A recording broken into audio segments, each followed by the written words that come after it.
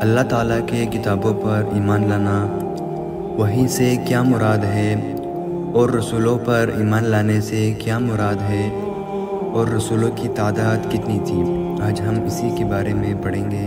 تو شروع کرتے ہیں۔ اگر ابھی تک آپ نے چینل کو سبسکرائب نہیں کیا تو برائے مہربانی چینل کو سبسکرائب کریں۔ اللہ تعالیٰ کے رسول پر ایمان۔ رسول کون تھے؟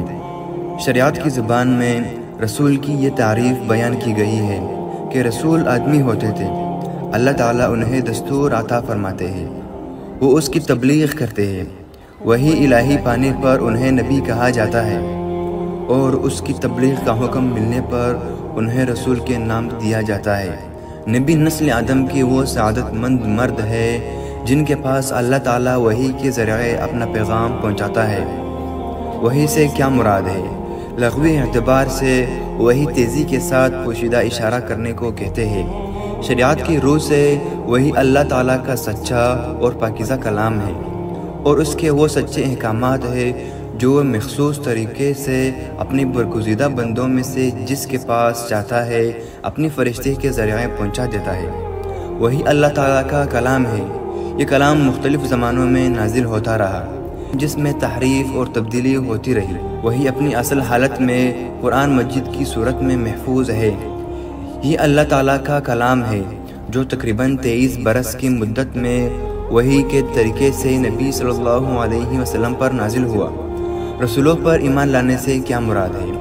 رسولوں پر ایمان لانے سے مراد پختہ یقین رکھنا ہے کہ اللہ تعالیٰ نے ہر امت میں سے کسی نہ کسی کو رسول بنا کر بھیجا ہے۔ سارے رسولوں کی دعوت کی اصل بنیاد توحید تھی۔ سب اللہ وحدہ لا شریک لہ کی عبادت کی دعوت دیتے رہے اور غیر اللہ کی عبادت سے روکتے رہے۔ سارے رسولوں کی دعوت اصل بنیاد توحید تھی۔ سب اللہ وحدہ لا شریک لہ کی عبادت کی دعوت دیتے رہے اور غیر اللہ کی عبادت سے روکتے رہے۔ سارے رسول سچے، امانتدار، متقی اور ہدایت کا راستہ دکھانے والے تھے۔ رسولوں نے اللہ تعالیٰ کے پیغامات اپنی امتیوں کو پہنچانے میں نہ کچھ چھپایا، نہ اضافہ کیا، نہ کمی کی۔ سارے رسول صراط مستقیم پر چلنے والے تھے۔ اللہ تعالیٰ نے رسولوں میں سے بعض کو بعض پر فضیلت دی اور بعض کے درجات بلند کیے۔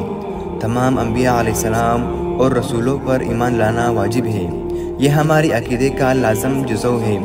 اس کے بغیر ایمان عقیدہ مکمل نہیں ہو سکتا۔ انبیاء اور رسولوں میں سے کسی ایک کا انکار سب کا انکار ہے۔ اللہ تعالیٰ نے تمام انبیاء اور رسولوں کو مبعوث فرمایا، اس لیے انہیں دل سے ماننے، زبان سے اس کا اقرار کرنے کا حکم دیا ہے۔ رسول کی تعداد کتنی تھی؟ وحی الہی یا مستند احادیث سے رسولوں کی حتمی تعداد نہیں بتائی جا سکتی۔ قرآن مجید میں 25 رسولوں کا تذکرہ ملتا ہے۔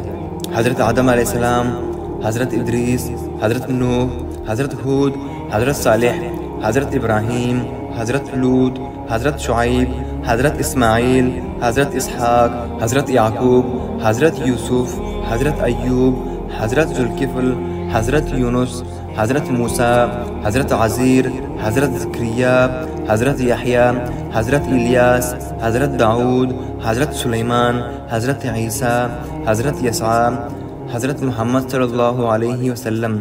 سب سے پہلے رسول نوح علیہ السلام ہے۔ محمد رسول اللہ خاتم النبیین ہے۔